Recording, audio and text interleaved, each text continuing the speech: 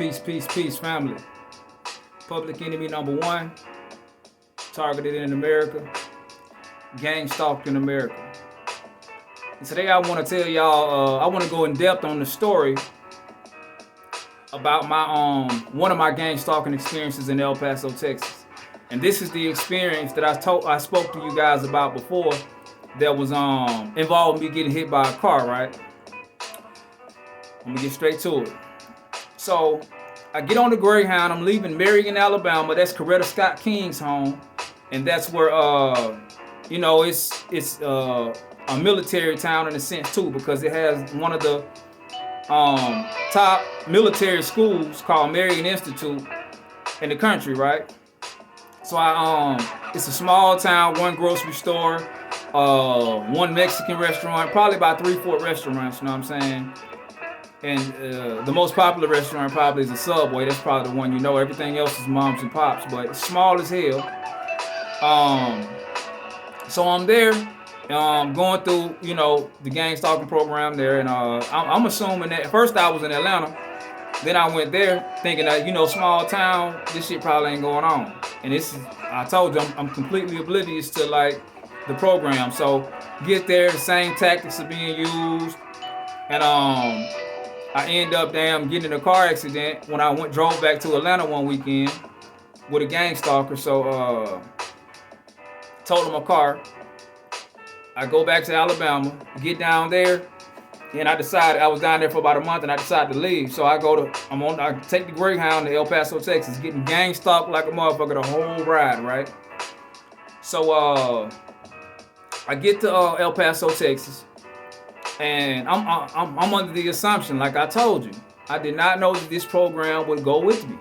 So I get to El Paso, Texas, and soon as I'm on the Greyhound, and soon as I get there, I'm looking at tags, and I'm like, damn, I'm seeing these paper tags again. So I'm like, I know this damn program ain't followed me all the way from Alabama to Texas, right? I was wrong. So I get off the bus, take a damn Uber to the hotel that I stay in for 2 days or whatever, right? Because I could have went straight to my one of my childhood acquaintances. I'm trying to, going into the new year, I'm trying to choose my words wisely and how I use them, right? Because I usually say childhood. I use the word friend too loosely, and I use the word homeboy and shit too loosely, right? So I go, I could have went to my childhood acquaintance's apartment already, but I was like, you know what? Let me gather myself, because they have at his house, it's a bunch of people that's always in and out. And I said, before I put myself around, anybody else, I want to make sure my mind is right first, right? So I go in there, stay in the hotel for 2 days, give me some good rest and shit. Still banging on the walls and stuff like that. So when I get to his house, we go to Walmart, and on the way to Walmart, I'm seeing these paper tags and stuff. So on the way back, I spoke to him. I said, man, damn, I'm seeing these same paper tags and stuff that I was seeing, when I was in Alabama, like, in abundance of them. So he was like, well, he had a good reason. So you know what I'm saying? And I was in a vulnerable state, I guess, at the time, mentally. So I was like, you know what? That sounds believable. He was like, we right by Mexico, so,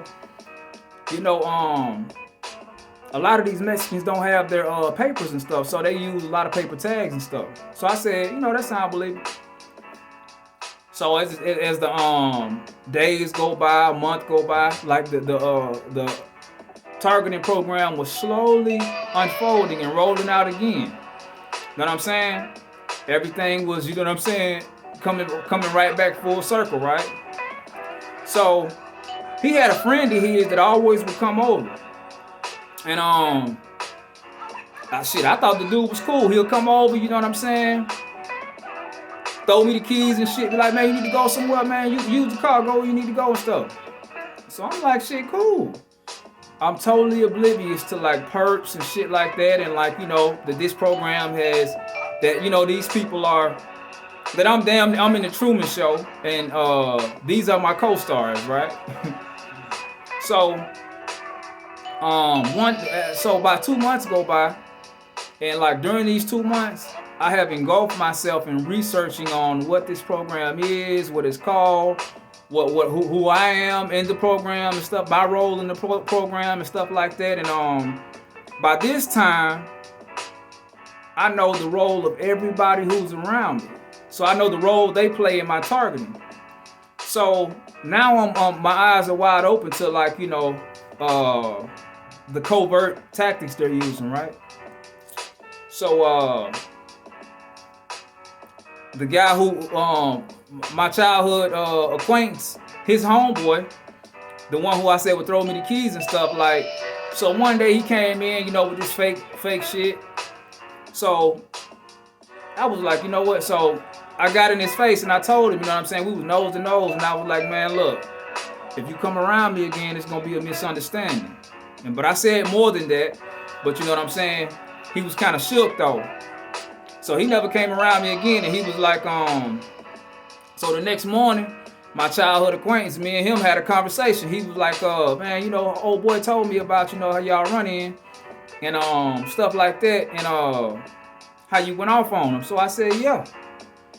So and I not knowing that every conversation is recorded, visually and audio. You know what I'm saying? So I'm going in on this emotional rant. Not emotional like I'm crying and shit, but I'm just like, you know what I'm saying?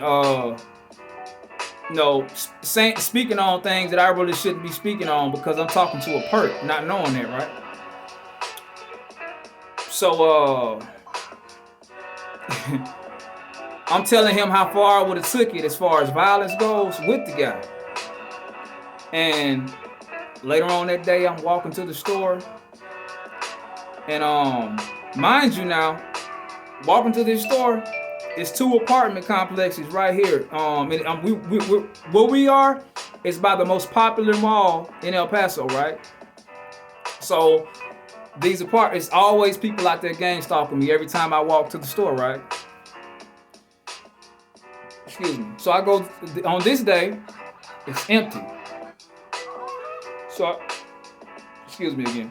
I cross the street and go to the store, and on the way back, I got the right of way. So, you know what I'm saying? It's a damn green walk sign. So I'm like, okay, cool. It's one car over here at the red light waiting to make the left turn down the street I'm crossing.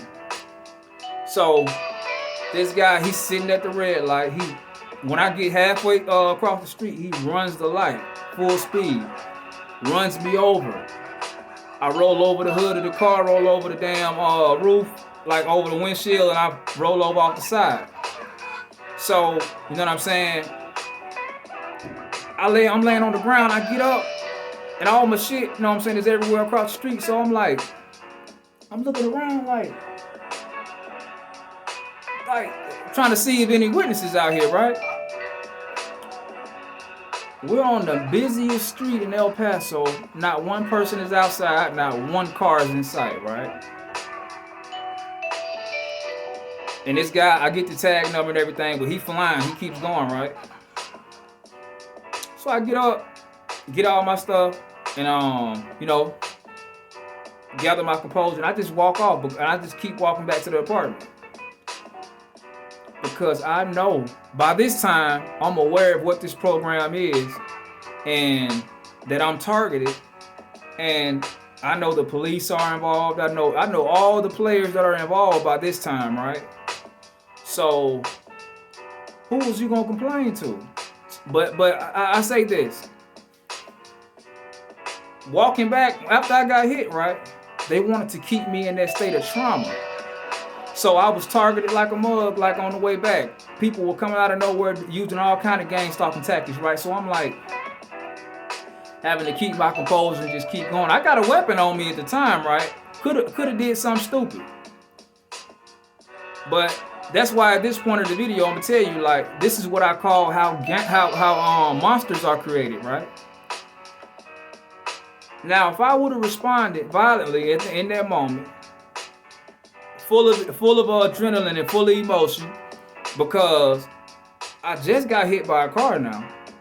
You feel me? So I could have responded, you know what I'm saying? Like, just the first person that came and gang stalked me, just, you know what I'm saying, after that incident, just, you know what I'm saying, took them out of some shit. But that would have been them tricking me off the streets.